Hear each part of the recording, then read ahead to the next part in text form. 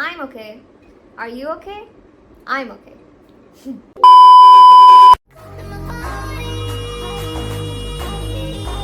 Okay, for those people who are going to be like, oh my god, Tanisha, are these books even for your age? I feel like at least 90% of them are, and if some of them are not, I don't remember. I was lost within the darkness, but then I found her. I found you. I hope my background relates to whatever we're doing today.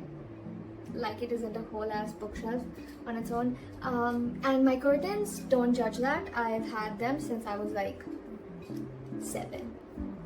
Anyway, so continuing with the video, it's been around 5 months of 2025, specifically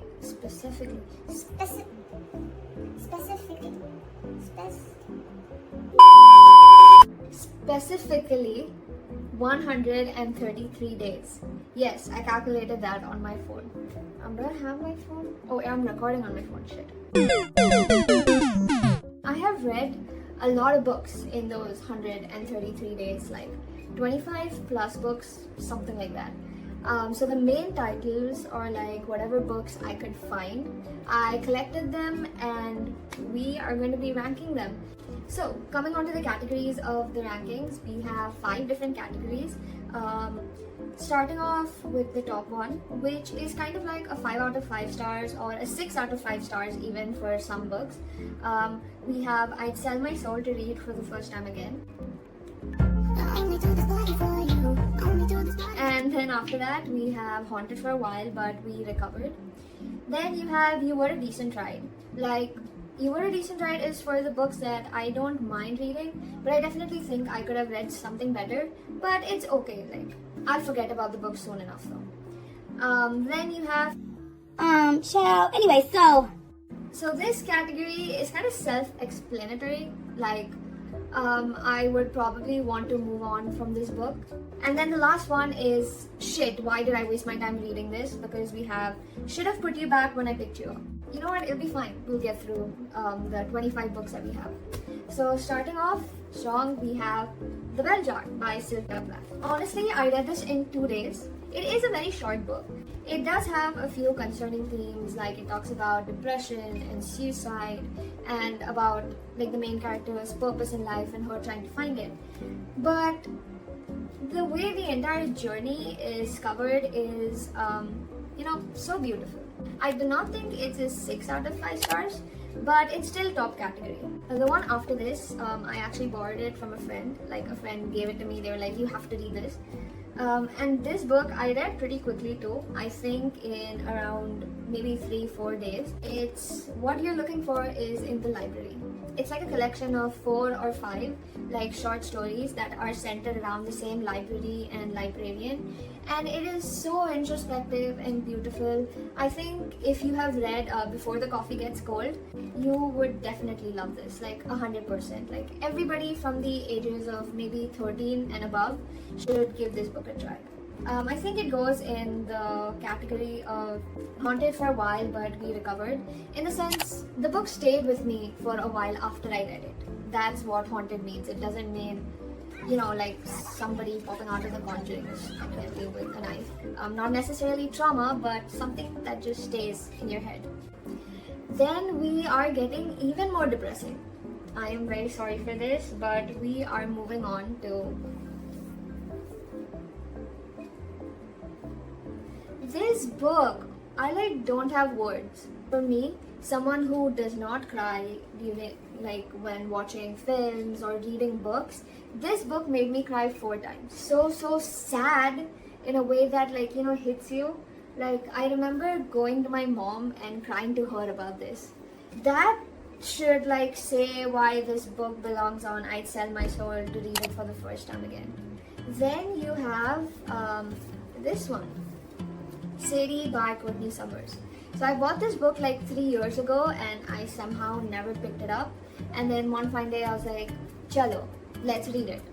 And while it's nothing spectacular or like out of the box, it is very enjoyable. Like, I thought it was a pretty decent read. Then we move on to our next book. This one is very popular, and this one I do not know how to pronounce the name of the author, so I'm just gonna say his first name. White Nights by Fyodor something. Yay. This book, like, I know it's supposed to be really bittersweet, but I found it more funny. Like, surprisingly, I was laughing a lot of the times while reading this book, and that came as like a surprise to me. But it was a very enjoyable book.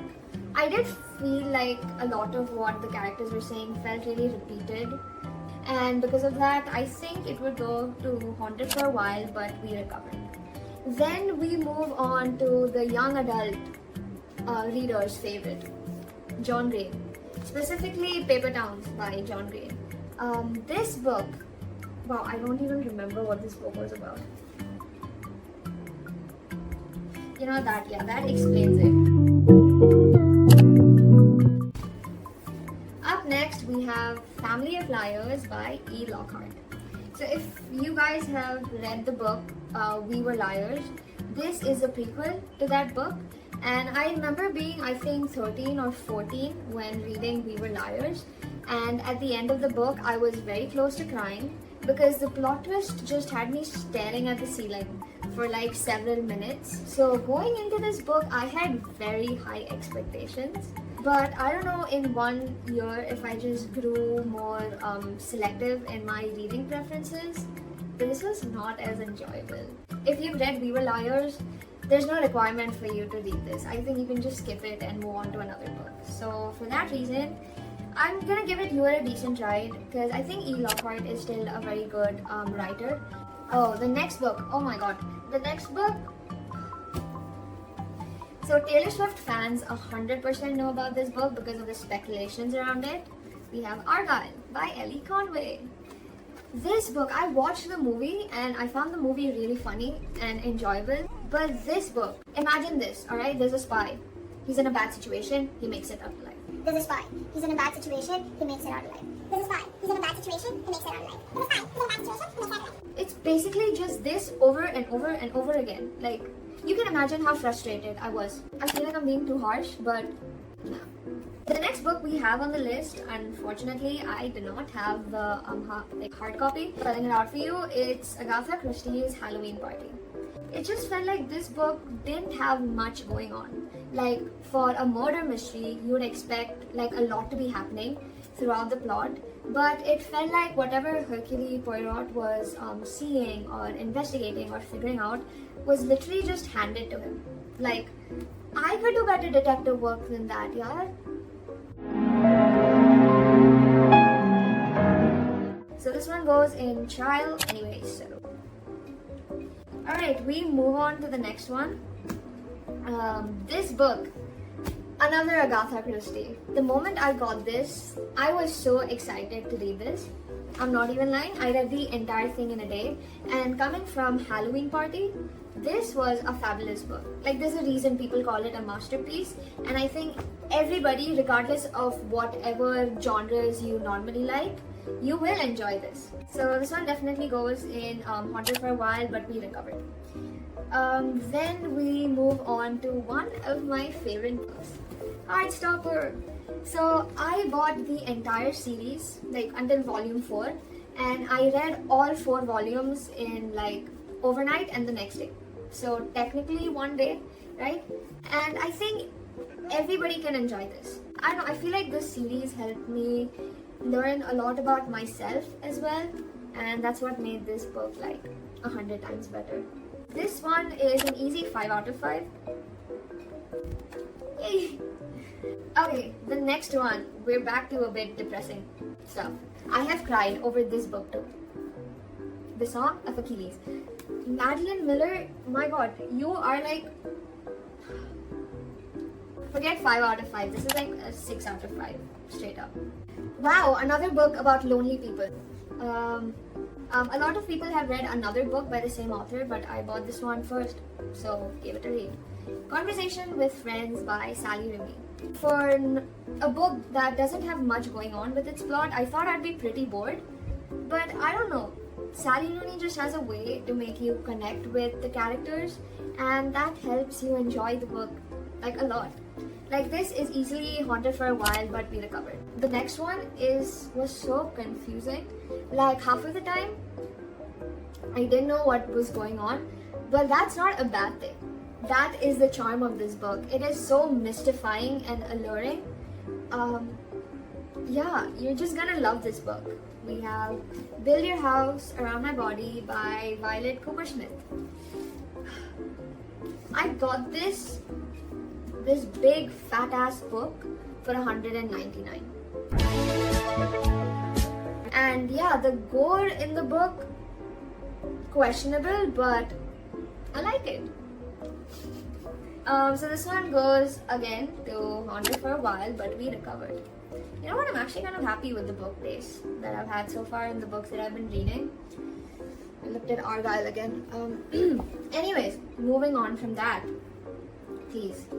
We have another book with a pretty cover, The God of the Woods by Liz Moore.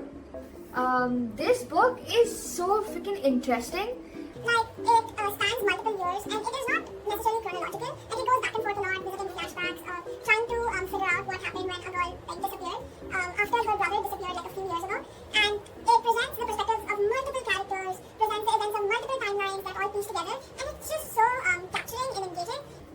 I love this book. Like, it's a 5 out of 5. The writing style is wonderful. It's Weyward by Emilia Hart. I'm so sorry, I forgot the author's name. Yeah, but that definitely goes in You Were a Decent Ride. I felt like there could be more plot and more happening, but apart from that, I don't necessarily think it was bad. I don't think I will remember it. Up next, we have a manga that I read. It's about vampires and a kid blowing up his mom who had cancer. Mona, you definitely enjoyed that book a lot, so I will just put it in trial anyway, so I'm sorry. I didn't like it as much. We are coming on to our last few books for this video, and that's crazy. Up next, we have one of the most enjoyable books that I've read so far. We have Daisy Jones and the Six by Taylor Jenkins Reid. Easily a 6 out of 5. Goes in I'd Sell My Soul to Read for the first time again. Up next, we have the sequel to a series that I would sell my soul to read for the first time again. This book, however, yeah, it felt like a waste of time. The Stolen Heir by Holly Black. Why? Should I put you back when I picked you up? Oh god, the next book. Cursed Bunny by Bora Chung. Sometimes I question why my hand goes to reach and grab out books like this. Since it's a collection of short stories, I do think you will find what you're looking for regardless of whatever genre you read. So do give it a try. Not bad. This one goes in Haunted for a While, but we recovered. Up next, we have a book that is very popular on Book Talk, and honestly, I did enjoy it. However, I did not enjoy this book enough to read the entire series. It's The Inheritance Games by Jennifer Lynn Barnes. I do not think it's a bad book. I do think it's well written, it has a good plot, great characters, and is also very enjoyable. However, I feel like one book was enough. Like, I tasted the dish and now I no longer want to order it ever again. Like, you know what, let's be nice. I'll put this in You Were a Decent Ride. Alright, anyway, moving on. This next book, what was even going on? This book, even though it was like so freaking confusing, it was just as enjoyable. Like, I loved it. You have Rouge by Mona Awad. This goes in haunter for a while, but we recovered. Okay, this next book, for someone who read The Bell Jar as the first book of the year, this felt like a revisit to The Bell Jar, except in a more crazy way. We have The Princess of 72nd Street by Elaine Craft. And yes, I destroyed the back of my book. I'm so sorry. Do not send an assassin to kill me. It's something that everybody who wants a deep thought once in a while would enjoy. Now, these next two books I borrowed from the library and from a friend. Number one, you have Persepolis by Marjane Satrapi. I'm so sorry if I said the name wrong, but it's a graphic novel. It's very enjoyable. I do think Persepolis has a specific audience who would like it more than others, but I, for one, really liked it. There's a lot you learn from it being a 16-year-old. I'd give that a 5 out of 5. And the last book on this list, I read this book in 2 days. It's Heartless by Marissa Mayer, and I think that's like the perfect end to this list. Wow, a lot of books are in I'd sell my soul to read for the first time again.